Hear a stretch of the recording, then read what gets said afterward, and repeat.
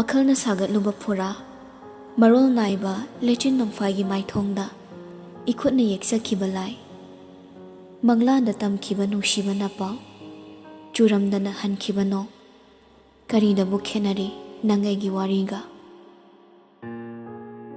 wakhalda achum aran ninglubatani adubu asengba saktamda mitmangda lepladuna marol tholaklabada laisa kokchawbi kakre masado ipapa khanna wheelchair dagi yam thuna hogona bohanai matawda mairaba tahata laisigi masado pharaga kaino nong toridubo se adumai tawnoba gyan tanamda phamu laisi yade solama masado anam kallaga hogona bohanai pakhatpana mapi ira chena khonjel nikna haire yambo sida laiba yaroi nang kai gi laino nang kamai laino nang chalo yamong nang chalo matawdo yengi munna laisigi mamaido laiduna mairabadagi nanthokna bohanari masado tuki matik solabani adubu ngamjabi thongna puthokduna muklagi inthokna bohanai matawdo umbada nungsibagi ihuldi samudragi thakdagi hena kalakpagum tori kanman khre nungsibi magi magunse laizabo ngayhak sum yenglamlaga mairaba tapna changsilaga laizabo mathada chena konsili mikuptuda chaina do kawkhrawai ningi waramba chaklamba pumnamak ut oina mangkhibagum thamoi mersa tamna tamna ingtharakle mikup ado khwaidagi nungaiba mikupni adubu thamoida chaina di fauri makhat masa thak taknikna wana thangatlaga mairabada chena konsili adubu chimbalduda wana soli yambo nang chalo ai nakta laka nang chalo yambo chimbal na chalo talabaso khutsaduna di inakta lengdana layo thadoktuna chatkhino hairi thamoida phawi magi awabado matawduda mairaba tarakadabagi yandana leiraba pirang marikto khanglaga sonthangna hairi ayu tangano talabaso chalai thina jairabaso nanakta lengdana laigani ithanu sida chena konsilaga nangbu ichil pena jaigani lamenbi anam kanbi ningai chawbi nang naibu ahanbagi ichil pena jaini ai nangbu jaigadaba yam wali aigi michai tadana nangsu inaktagi chatkhiba yaroi laisa khumba ngamda hik chingduna kapthorakle wana kaplibi magi awabado mairabagi thamoidasu chaina fawi masadu tapna handoraklaga laisagi khasaida lepa laita chenthariba pirang marik singadobo sasat taithopiraga haire kapkanuse haji kapagi matam nati aina haikiba natra nangi damak ai lei haidana prithivigi mafam khuding chatuna nangbu fanaba yengani kaisu laitaba laina sina nangbu thadagi setuna puba ngamba matik nate aina hinglise nangine holiba sources nangi nang khaktagine mairabadi laisa khaktagine nang kai gi chingnarino laisa hiki chingduna kappado khanglaga yambongdi lohongdoi dudi matawduda mairaba kapning noklaga khumi aibu kanana lohongni hairiba laisa kapna aduma khumi mi loina hai tv dasu cover dasu radio dasu mayamna loina haini sida hida kapa nurse dasu hai doctor nasu nangi wari sai loina hai nungsibi magi matawdo hena nungsiba poklakle mairaba laisa yengna nokmi hairei angawisidi loikhre mikupto thamoido omduna thamlamba wamaina tangoi onkibagum miku kharagi themjin wahaina laisa tapthakre miku khuding manakta lengdana leheningliba mabu sontharaba thawaina amuk hanna manaktagi taningba pokhidre mairaba so adumangai wana thijarakpa nungsiba wana phangjaba thamoigi asengba nungsiba mabudi manghalore matagum khongpham chena lepli laisabu mathanungda chena konsinlaga thamkhre akan manongle kaya laklaso thongna fanna ngakthoke khanna chena konsinlaga thamkhre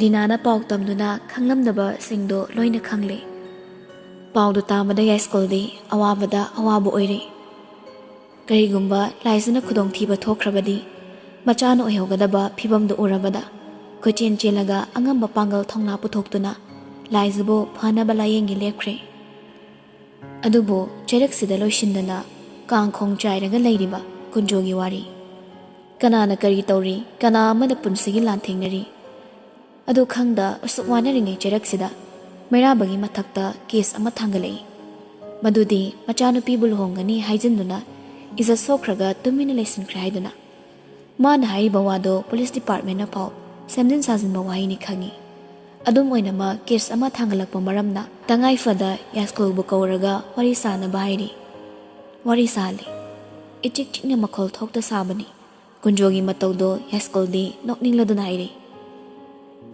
ꯀꯔꯤ ꯇꯧꯔꯦ ꯍꯥꯏꯕꯅꯣ ꯀꯨꯟꯖꯣ? ꯊꯋꯥꯏꯗꯕ ꯌꯥꯏꯁ꯭ꯀꯨꯜꯒꯤ ꯋꯥꯍꯩꯗꯨꯗ ꯀꯨꯟꯖꯣ ꯁꯥꯎꯅꯤꯡꯕ ꯄꯣꯛꯂꯤ꯫ ꯈꯣꯟꯖꯦꯜꯗꯣ ꯋꯥꯡꯂꯞꯅ ꯈꯨꯝꯃꯤ꯫ ꯏꯆꯥ ꯋꯥꯔꯛꯄꯤꯌꯨ ꯁꯅꯥꯈ꯭ꯌꯥ꯫ ꯄꯩꯁꯥ ꯄꯥꯏ ꯁꯪꯒ ꯂꯩ ꯍꯥꯏꯗꯅ ꯅꯨꯄꯤ ꯃꯆꯥꯅ ꯄꯣꯛꯀꯨꯝ ꯈꯟꯕꯗꯤ ꯌꯥꯝꯅ ꯂꯥꯟꯒꯅꯤ꯫ ꯃꯤꯅꯗꯤ ꯂꯥꯏꯗꯅ ꯃꯗꯣ ꯏꯁꯣꯔꯅ ꯐꯥꯎ ꯉꯥꯛꯄꯤꯔꯣꯏ꯫ ꯌꯥꯏꯁ꯭ꯀꯨꯜꯗꯤ ꯍꯦꯟꯅ ꯅꯣꯛꯂꯒ ꯈꯨꯝꯃꯤ ꯄꯥꯈꯨꯝ ꯑꯣꯏꯅ꯫ ꯍꯥꯏ ꯀꯨꯟꯖꯣ, ꯅꯪꯕꯨ ꯑꯗꯨꯒꯨꯝꯕ ꯋꯥꯒ ꯍꯥꯏꯕ ꯍꯩꯕ꯭ꯔꯅꯦ? ꯀꯨꯟꯖꯣ ꯄ꯭ꯔꯣꯛ ꯄ꯭ꯔꯣꯛ ꯆꯥꯛꯂꯤ꯫ ꯎꯄꯥꯏ ꯂꯩꯇ ꯑꯦꯁ.ꯄꯤ.ꯗꯨꯗ ꯈꯣꯡꯒꯣꯟ ꯑꯣꯟꯁꯤꯜꯂꯛꯏ꯫ ꯑꯦꯁ.ꯄꯤ., ꯑꯩꯅ ꯍꯥꯏꯕ ꯊꯥꯖꯧ꯫ ꯃꯈꯣꯏꯒꯤ ꯃꯄꯥ ꯃꯆꯥꯁꯦ ꯅꯨꯄꯤꯕꯨ ꯀꯩꯁꯨ ꯂꯩꯇꯅ ꯈꯟꯕ, ꯍꯥꯏꯗꯣꯛꯈꯤꯕ ꯋꯥ ꯉꯥꯛꯇꯕ, ꯌꯥꯝꯅ ꯋꯥ ꯈꯪꯗꯕ ꯃꯄꯥ ꯃꯆꯥꯅꯤ꯫ ꯂꯩꯕꯥꯛ ꯄꯨꯟꯖꯥꯎ ꯊꯤꯅ ꯂꯨꯍꯣꯡꯒꯅꯤ ꯍꯥꯏꯗꯅ ꯃꯈꯧ ꯄꯣꯡꯅ ꯍꯥꯏꯔꯝꯂꯒ ꯇꯨꯃꯤꯟꯅ ꯂꯩꯁꯤꯟꯈꯤꯕ ꯃꯤꯒꯤ ꯏꯖꯠꯄꯨ ꯀꯩꯁꯨ ꯂꯩꯇꯅ ꯈꯟꯕ꯫ ꯃꯆꯥ ꯐꯥꯎꯕꯗꯣ ꯅꯝꯗꯅ ꯐꯥꯔꯒ ꯈꯨꯗꯛꯁꯤꯗ ꯖꯦꯜꯗ ꯊꯝꯒꯗꯕꯅꯤ꯫ ꯃꯗꯨ ꯅꯠꯇ꯭ꯔꯒ ꯍꯌꯦꯡꯃꯛ ꯑꯩꯒꯤ ꯏꯆꯥꯒ ꯂꯨꯍꯣꯡꯒꯗꯕꯅꯤ꯫ ꯑꯅꯤꯁꯤ ꯅꯠꯇꯕ ꯑꯣꯞꯁꯟ ꯅꯈꯣꯏꯗ ꯄꯤꯔꯣꯏ꯫ ꯑꯩꯈꯣꯏꯕꯨ ꯑꯗꯨꯛ ꯇꯔꯥꯏ ꯇꯔꯥꯏꯅ ꯈꯟꯕꯤꯒꯅꯨ ꯁꯅꯥꯈ꯭ꯌꯥ꯫ ꯂꯩꯕꯥꯛ ꯄꯨꯟꯖꯥꯎ ꯊꯤꯟꯅ ꯋꯥ ꯆꯥꯎꯊꯣꯛꯇ꯭ꯔꯤꯉꯩ ꯀꯔꯤꯗ ꯐꯒꯗꯒꯦ ꯍꯥꯏꯕꯗꯣ ꯃꯨꯟꯅ ꯈꯟꯊꯕꯤꯌꯨ꯫ ꯋꯥꯍꯩꯁꯦ ꯍꯥꯏꯔꯝꯂꯒ ꯃꯁꯣꯡ ꯐꯟꯅ ꯃꯨꯠꯂꯒ ꯍꯧꯒꯠꯂꯒ ꯊꯣꯛꯈ꯭ꯔꯦ꯫ ꯍꯧꯖꯤꯛꯇ ꯑꯦꯁ.ꯄꯤ.ꯗꯣ ꯌꯥꯏꯁ꯭ꯀꯨꯜꯗ ꯑꯣꯟꯁꯤꯜꯂꯛꯏ꯫ ꯌꯥꯝꯕꯣ, ꯀꯝꯗꯧꯅꯤ? ꯀꯨꯟꯖꯣꯁꯤ ꯐꯔꯛ ꯌꯥꯝ ꯇꯥꯔꯛꯀꯗꯧꯔꯤ꯫ ꯌꯥꯏꯁ꯭ꯀꯨꯜꯅ ꯇꯧꯁꯅꯨ꯫ ꯄ꯭ꯔꯤꯊꯤꯕꯤ ꯄꯨꯝꯕ ꯃꯥꯒꯤ ꯃꯤꯆꯪ ꯑꯣꯏꯅ ꯈꯣꯡꯃꯨꯔꯁꯨ ꯃꯥꯅ ꯁꯨꯛꯉꯝ ꯉꯝꯂꯔꯣꯏꯗꯕ ꯄ꯭ꯔꯨꯞ ꯂꯩ꯫ ꯑꯗꯨꯒ ꯌꯦꯡꯉꯣꯏ ꯑꯩ ꯋꯥ ꯍꯥꯏꯒꯦ꯫ ꯉꯁꯤ ꯍꯌꯦꯡꯁꯤꯗ ꯀꯨꯟꯖꯣꯒꯤ ꯃꯊꯛꯇ ꯐ꯭ꯔꯣꯗ ꯄ꯭ꯔꯣꯄꯔꯇꯤ ꯄꯦꯄꯔ ꯁꯤꯖꯤꯟꯅꯔꯝꯕꯒꯤ ꯀꯦꯁ ꯑꯃ ꯐꯥꯏꯜ ꯇꯧ꯫ ꯊꯤꯜꯂꯕꯅꯤ꯫ ꯃꯄꯥ ꯑꯩ ꯂꯩꯔꯤꯉꯩ ꯑꯩꯒꯤ ꯏꯆꯥꯒꯤ ꯏꯖꯠ ꯃꯇꯨ ꯅꯥꯝꯃ ꯇꯦꯛꯄ ꯌꯥꯔꯣꯏ꯫ ꯍꯦꯔꯥ, ꯌꯥꯏꯁ꯭ꯀꯨꯜ ꯑꯩꯕꯨ ꯁꯤꯡꯅꯕ ꯁꯥꯔꯗꯅ ꯈꯪꯉꯣꯏꯗ꯭ꯔꯗꯣ ꯃꯄꯨꯟꯁꯤ ꯆꯨꯞꯄ ꯀꯩꯁꯨꯝꯁꯪꯗ ꯅꯝꯁꯤꯟꯒꯦ꯫ ꯃꯥꯒꯤ ꯋꯥꯔꯤꯗꯣ ꯒ꯭ꯌꯥꯟ ꯇꯥꯗ꯭ꯔꯗꯅ ꯑꯦꯁ.ꯄꯤ.ꯗꯣ ꯇꯤꯡꯉꯛ ꯇꯤꯡꯉ ꯍꯥꯏꯔꯛꯏ꯫ ꯍꯥꯏꯔꯤꯁꯤꯕꯨ ꯌꯥꯝꯕꯣ? ꯌꯥꯏꯁ꯭ꯀꯨꯜ ꯁꯣꯔ ꯇꯞꯅ ꯍꯣꯟꯊꯔꯒ ꯆꯌꯦꯠꯅꯕ ꯋꯥꯔꯤꯗꯣ ꯈꯪꯍꯟꯅꯕ ꯍꯣꯠꯅꯔꯛꯏ꯫ ꯃꯤ ꯁꯤꯕ ꯌꯥꯕ ꯊꯕꯛꯅꯤ ꯃꯦꯟꯖꯣꯔ꯫ ꯋꯥꯛ ꯑꯣꯔꯗꯔꯒꯤ ꯄꯦꯄꯔꯁꯤꯡꯗꯣ ꯁꯦꯟꯇꯦꯠ ꯄꯦꯄꯔ ꯁꯤꯖꯤꯟꯅꯔꯒ ꯑꯩꯕꯨ ꯑꯄꯪꯕ ꯁꯤꯔꯒꯅꯦ ꯄ꯭ꯔꯣꯄꯔꯇꯤ ꯄꯨꯝꯅꯃꯛ ꯃꯥꯒꯤ ꯑꯣꯏꯅꯕ ꯁꯤꯜꯂꯝꯂꯤꯕꯅꯤ꯫ ꯑꯦꯁ.ꯄꯤ. ꯉꯛꯅ ꯀꯩꯅꯣ ꯌꯥꯝꯕꯣ? ꯃꯗꯨꯗꯤ ꯑꯦꯛꯆꯨꯑꯦꯜ ꯐ꯭ꯔꯣꯗꯅꯤ꯫ ꯀꯦꯁ ꯌꯥꯝ ꯆꯥꯎꯕ ꯊꯕꯛ ꯑꯃ ꯇꯧꯔꯒ ꯌꯥꯝꯕꯨꯡ ꯍꯣꯏꯅ ꯇꯨꯃꯤꯟ ꯂꯩꯕꯤꯔꯝꯃꯤꯁꯤꯕꯨ ꯀꯩꯒꯤꯅꯣ? ꯌꯥꯏꯁ꯭ꯀꯨꯜ ꯇꯞꯅ ꯄꯨꯝꯅꯃꯛꯁꯦ ꯏꯆꯥꯒꯤꯅꯤꯅꯦ ꯃꯦꯟꯖꯣꯔ꯫ ꯏꯆꯥꯒꯤ ꯈꯟꯗꯕ ꯌꯥꯗꯕꯅꯤ꯫ ꯑꯗꯨꯕꯨ ꯍꯧꯖꯤꯛ ꯃꯗꯨꯒꯤ ꯃꯇꯝ ꯅꯠꯇ꯭ꯔꯦ꯫ ꯍꯨꯟꯅꯔꯕꯗꯤ ꯂꯩꯇꯨꯝ ꯋꯥꯠꯇꯦ ꯍꯥꯏꯕꯗꯨꯅꯤ꯫ ꯃꯥꯅ ꯍꯥꯟꯅ ꯂꯪꯂꯛꯂꯕꯅꯤꯅ ꯑꯩꯅ ꯑꯃꯨꯛ ꯍꯟꯅ ꯂꯪꯕ ꯇꯥꯕꯅꯤ꯫ ꯑꯦꯁ.ꯄꯤ.ꯗꯣ ꯒ꯭ꯌꯥꯟ ꯇꯥꯔꯦ ꯍꯥꯏꯕꯒꯨꯝ ꯃꯉꯛ ꯇꯞꯅ ꯅꯣꯝꯂꯒ ꯃꯈꯥ ꯇꯥꯏ꯫ ꯐꯔꯦ ꯌꯥꯝꯕꯣ, ꯑꯗꯨꯗꯤ ꯍꯧꯖꯤꯛꯃꯛ ꯁꯤꯜꯂꯒꯅꯦ ꯀꯦꯁ ꯑꯃ ꯐꯥꯏꯜ ꯇꯧꯒꯦ꯫ ꯃꯗꯨꯗ ꯆꯪꯒꯗꯕ ꯃꯔꯨꯑꯣꯏꯕ ꯗꯣꯀ꯭ꯌꯨꯃꯦꯟꯁꯤꯡꯗꯣ ꯑꯩ ꯏꯇꯥꯎ ꯕꯤꯔꯖꯤꯠꯇ ꯊꯥꯖꯈ꯭ꯔꯒꯦ꯫ ꯍꯥꯟꯅ ꯍꯧꯔꯛꯂꯕꯅꯤꯅ ꯑꯩꯈꯣই ꯇꯧꯕ ꯇꯥꯔꯦ꯫ ꯑꯗꯨꯕꯨ ꯀꯦꯁꯁꯦ ꯇꯔꯥꯏ ꯇꯔꯥꯏꯕꯗꯤ ꯌꯥꯗꯕꯅꯤꯅ ꯅꯨꯃꯤꯠ ꯅꯤꯅꯤꯃꯨꯛꯇꯤ ꯆꯪꯕ ꯇꯥꯔꯦ꯫ ꯍꯌꯦꯡꯗꯤ ꯊꯣꯏꯕꯁꯨ ꯄꯨꯕꯤꯔꯛꯑꯣ꯫ ꯃꯥ ꯌꯥꯎꯗꯅ ꯂꯣꯏꯁꯤꯟꯕꯗꯤ ꯌꯥꯔꯔꯣꯏ꯫ ꯃꯥꯒꯤ ꯑꯣꯏꯕ ꯃꯣꯠꯁꯨ ꯈꯔ ꯇꯥꯅꯤꯡꯉꯤ꯫ ꯋꯥꯗꯨ ꯇꯥꯕꯗ ꯌꯥꯏꯁ꯭ꯀꯨꯜ ꯋꯥꯈꯜ ꯇꯧꯔꯒ ꯉꯥꯏꯍꯥꯛ ꯂꯩ꯫ ꯀꯦꯁꯁꯤ ꯉꯁꯤ ꯍꯌꯦꯡ ꯂꯣꯏꯁꯤꯟꯍꯧꯗ꯭ꯔꯕꯗꯤ ꯏꯀꯥꯏ ꯈꯪꯗꯕ ꯀꯨꯟꯖꯣ ꯃꯥꯗꯤ ꯍꯦꯟꯅ ꯑꯗꯨꯝ ꯆꯥꯎꯊꯣꯛꯅꯕ ꯁꯤꯜꯂꯛꯀꯗꯧꯔꯤ꯫ ꯑꯗꯨꯕꯨ ꯄꯨꯝꯅꯃꯛꯁꯤꯒꯤ ꯃꯊꯛꯇ ꯂꯥꯏꯖꯅ ꯑꯃꯦꯔꯤꯀꯥ ꯆꯠꯀꯗꯧꯔꯤꯕꯁꯤ ꯍꯌꯦꯡꯅꯤ꯫ ꯃꯁꯤ ꯈꯜꯂꯨꯕꯗ ꯌꯥꯏꯁ꯭ꯀꯨꯜ ꯍꯦꯟꯅ ꯃꯊꯥ ꯁꯥꯔꯤ꯫ ꯑꯗꯨꯕꯨ ꯃꯆꯥꯕꯨ ꯇꯞꯅ ꯊꯦꯝꯂꯒꯦ ꯈꯟꯅ ꯍꯌꯦꯡꯗꯒꯤ ꯀꯦꯁ ꯂꯦꯞꯅꯕ ꯋꯥꯗꯨ ꯂꯣꯏꯁꯤꯟꯅꯔꯦ꯫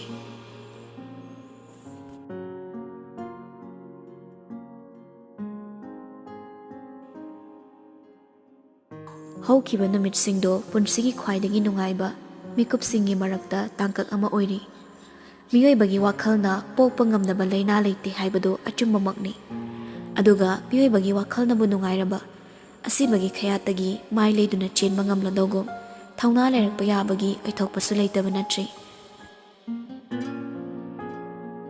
ꯍꯟꯇꯛ ꯃꯔꯛ ꯂꯥꯏꯖ ꯃꯁꯥꯗꯣ ꯈꯔ ꯍꯦꯟꯅ ꯅꯨꯡꯉꯥꯏꯕꯒꯤ ꯃꯃꯤ ꯇꯥꯔꯤ꯫ Mana harauna leiba ubada mayamdi haraubagi mathakta harau tayamba oire.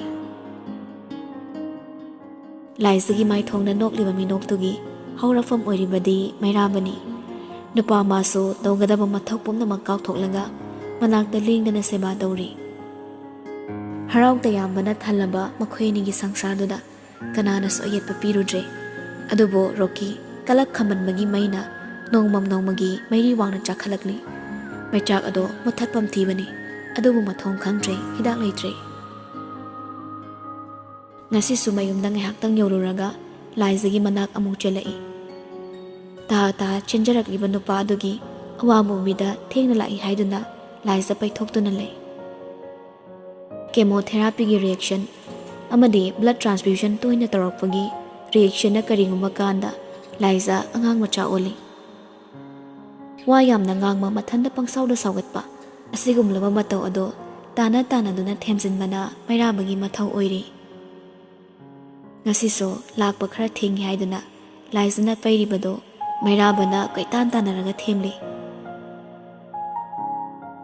Sawna minangbo aido pabunga wari aruba masanaringine matam khang odabane haiba aisu hek loibaga chela isidina nakta. Laiza khomde phamung machiduda tumin famlaga mamikto phaisa yenglaga lei. Sauringe tawrido nuksibana loiramba haiduni mairaba nomi changsilaklaga laizagi nakanda phamtarai amuk hana themi khonjal khra taptharanga. Saurona base aikhoi manjuri di maramokpaneba. Laiza phet haidoklaga machin khumlei. Ai manjuri kongde. Mairaba noklaga malla nungsibi kuira fasabi nangmu manjuri kaudana kari ko haibano ibo.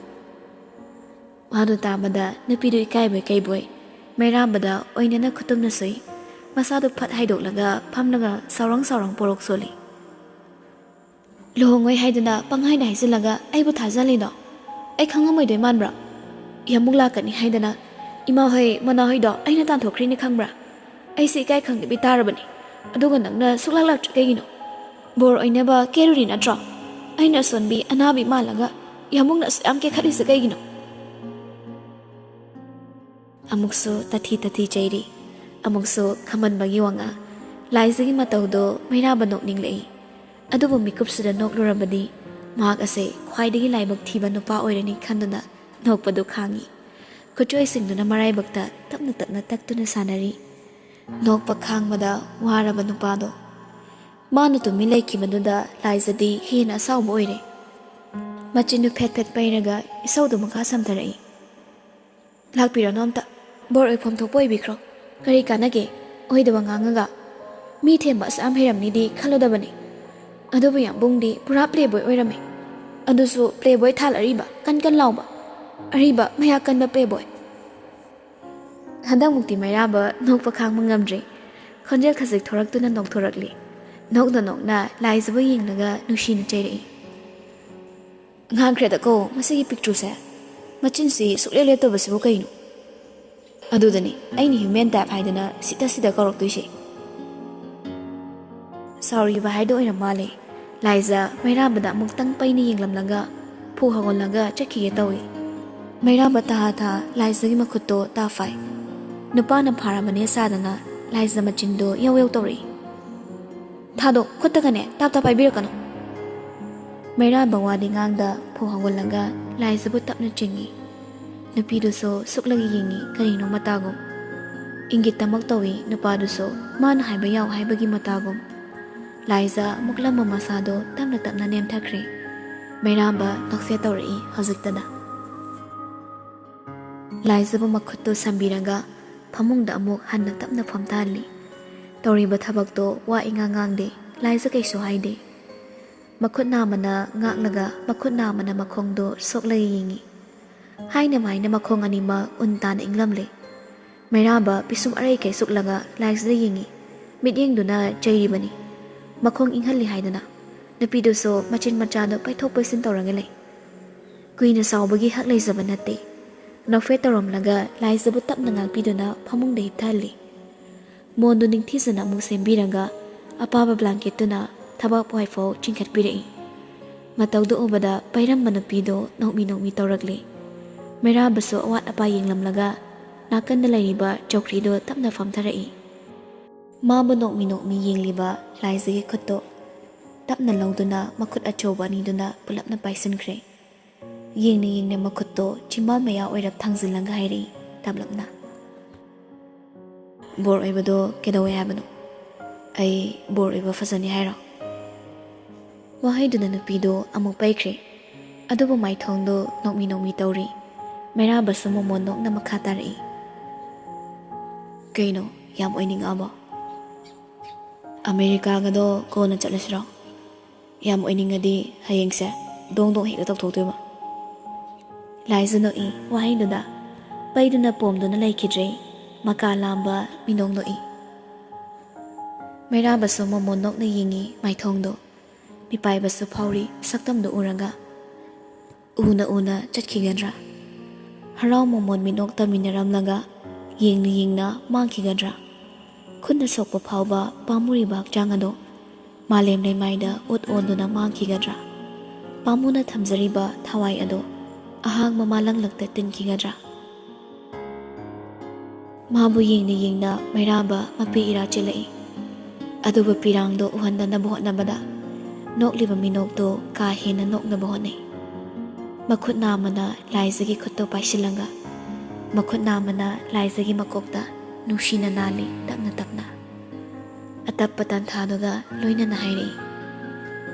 Laiza yamu waige muna tawko. Ningai torokano. Marai sa tawkano. Anam kan bisu erakano. Nani ningai torandi ay laifam khangdeba. Wado nokning lurin laizada. Mamo noktina khumi oinana. Hayuna ay buningai yam tawbadongna. Maira baso nushina no ima tawdo. Haigada wado tahai tarai haiba ngamda. Sordo tapna honthai miko khara sumna leiramlaga. Hayeng chatpase ay yawba yaroi dori. Laiza noklam minokto chaplep lagi yingi. Mairaba laizagi makokto tapna nanbiranga mong hada makhatari. Nupi angawbi amagi hek samga tawrudana. No yambungse yam warine. Nangonda maram loina hairui. Hausi haiba yade. Haiba yarakanda haidoba. Nupana pambidaba se yam wajani da manjuri. Nupana pambidaba do pamdaba yaroi haidana case tawbagi chatnabi amasu yam kanna train oinare. Aigi saruksu thungjilaktana yamung kot kadaba yaroi dori. Adubo jasna loisilakpagi order hek yerakpagane nanakta laktoba. Ay chatpa yawdi haidana nang nungaitaba tawnuko. Hairakliba wahaisingdo laisa tapna somtarambani. Mana kaishu khandana mairabana fagi yaw haribado maponi nushiduna hena nakthorakle. Maram loina khangdrabaso mayamna ningpong ngangnabada kharadi khanglabani. Hoje oiriba linda amadi mairabagi phibam adubo pomnamak toklaga hairei khonjilado nikna. Nang sengbagi lakadra. Mairaba nokmi makokto tapna nomi. Laisa mairaba munna yenglaga. Yambung lautringaida ay sikradi kamdawni. Mairaba noklambado chaplepi. Laisa na taray hairakliba wado thamoida aduki matik chaina piba wahi oibana. Tafong khangdabani adubo awambi huldo lotsinkraga. Nokmi tawrai. Tapna nan thabiramba laisagi maithong tangkhaido paiduna makhut khubina khazaida tapna thingi taru pangliba mituna nushina yenglaga khumi pakhum manba wahang ama nangbu kanana sigani hariba laisa mamito amuk tangkuplaga hai loina hai doctor na so hai nurse na wari sabada sutai ai sigani iloina sinlabasu yaroi adum toina singani anaba khuding sumaina treatment pinade ihilera roi so hai iletrangane moidagi chingla kakpani kemwa biru no hayo thausadaba matawduda hena langtaknai laisa mairabu tatu yenglaga kawi yambo mina korindo khombide mairaba thau isa sadana makhatari igiro no arise Waruna, blood bank the light trier so, Vampire to on Tolanga, Lambida chat by me, Paragane, Ichupaga, no one happy doing it. I heard Google the Shasta Horromony, how to become a vampire. Maram the egin pise, blood der cariam or Torina, a vampire on Basai to be adamani. Why do not doing gamdi? Liza, conjil hong the noctoragly. Nasi power my rabana, Magi Mamanga, Tamoy sopa, awaba my tongue, would keep a late. Magi sigo mamatosina, Masa Maxi, Hingba Amadi, Sibak Tamangam than Laiba, Miyobani Habase, he kahon bogum tori. Liza na no pangak sum yinglaga, may ramba kangai heri. Yarese, Potana Batoro, Nasidine, Manala can have me. Imada hing chat pagi kekino, oana paying and hay. Babung saying in lakani. Roki do ailing in the la adine. Mona war crashing a gitobani. Adobo, Monada hirangi. Nang Manana habi luko, Lamian beande. Aduga Roki irang toner basuyaro. Aini Roki do, tarai nang inak the tadoisa. Monaya bugini. Ay book fatavanatico. No Roki do is unuside. Sugliam beptana swali mado tamada, lies the donglei. Nok na komi maso. Tam chado, mabu yam parabanita. Madu the nupado, kambalei. Kat I the mabu fovano. Once a fataba, always a fatabido, kangdro. Mabu Karafazinaraga, chance low the torini. Propose got of shilok to Yaduna. A river wipering to that. Lies a noklamado, chap your blagahangi. Yamuso, Pazinera. Yamuna first nagage.